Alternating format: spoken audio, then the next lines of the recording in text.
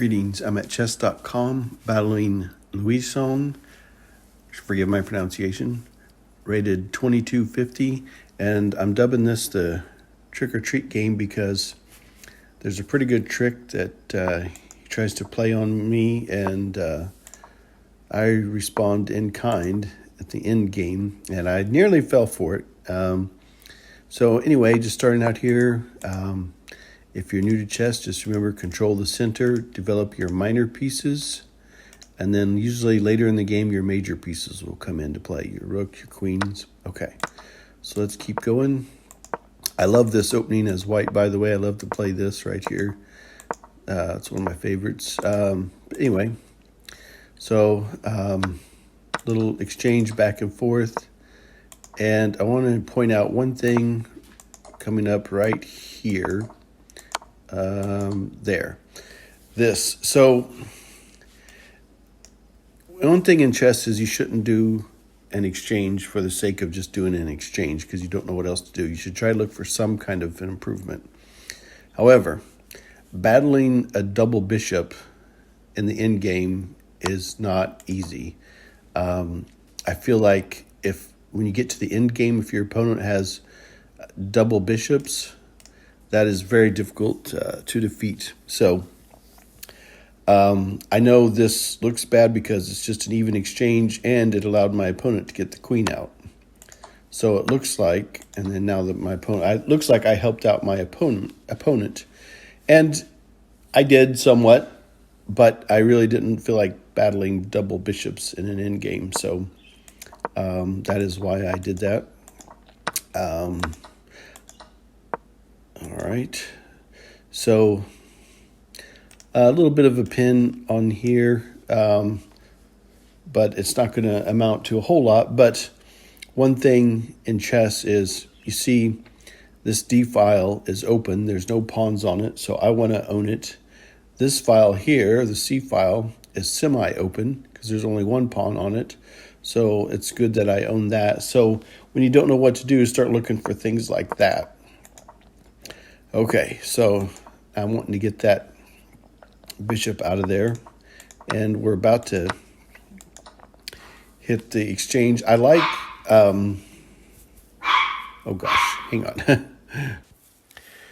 Okay, sorry about that. My dog wanted me to know there's a squirrel outside. So I like that this pawn is isolated.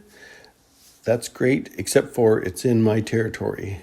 And I don't like that. So this pawn is going to be a problem. Anyway, so let's get to it here.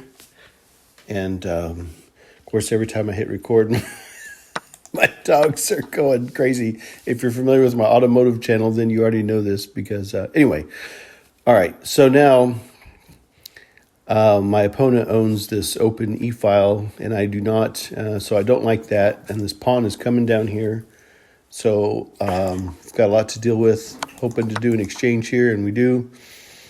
I'm still eyeing this pawn. So now I just stop and look, what's my biggest problem? My biggest problem is this pawn, and I also have an unprotected pawn here. But so now I've got to start laying down some heat. This pawn is becoming a real nuisance here. Okay.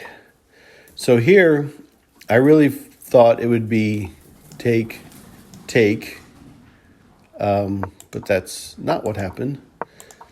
And so here, I'm in a little bit of trouble because if I take, then the queen takes, then I take with my queen, then here comes the rook.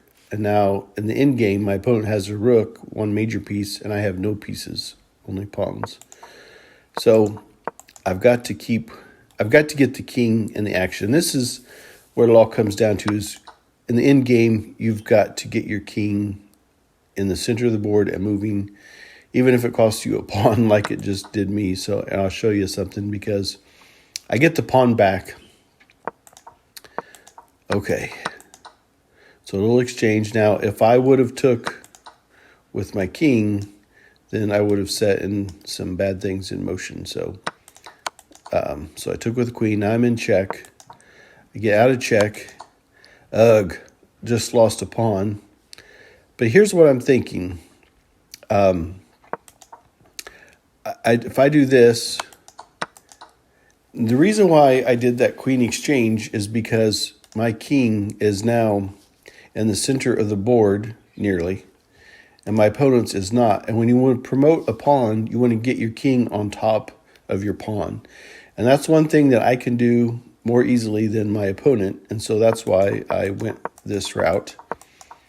And so I'm trying to cut off the king, and I'm above my pawns now with my king. So this is good. And so now this pawn can take care of this guy. I want to get over here and promote this pawn. And my opponent's not going to let me. And I'm going to run out of moves. So the advantage I have is I'm above my pawns, and my opponent is beneath their pawns. So I have to keep that advantage. And the trick-or-treater on my part is I have pawns on both sides of the board, which is difficult to defeat. You say, well, wait a minute, so does your opponent. Yes, but again, I'm controlling the center of the board, and I'm on top of the board. So here I come over here, and now this is serious trouble because I can promote this, so the king has to get rid of that pawn. So while the king is busy in itself with that pawn, I'm going to slide over here and try to gain the advantage. Okay, so this pawn can take care of that, so leave this situation alone. This situation is under control. I've got to promote this pawn, and that's what I need to do. And I don't want the king to get up here and just sit. So that's where I cut that off. And then I want to show, in this situation, I just try to build a box, and I keep pushing the opponent into a smaller and smaller box. Now they're going to try to go for a stalemate here, and I need to get the king involved because one piece by itself can't do much without the help of another, even the queen. So make sure your opponent has squares to run to, okay? Because I've fallen for stalemate tricks before, and there it is. That's mate. And I wanted to show the other. Well, let me go back. Okay. So I want to show the other trick that I almost fell for, and let's take a look at that right now. Okay, so the other trick by my opponent was, I wanted to show you, was if I take this, okay, my opponent's going to come down here for check. Then I'll take the rook and slide back down here to take the queen. You think, well, that's great. However, then it's mate because I'm smothered back here. I'm in here. This is my weakness. I could bring my queen down, but it just keeps me alive for one more move. So this was the second part of, or the first part, I'm sorry, the first part where I came up with the idea, this guy is trying to trick or treat me. And so definitely, I almost fell for it, very nearly. So anyway, hope you enjoyed the video. And as always, I demand you have a great day.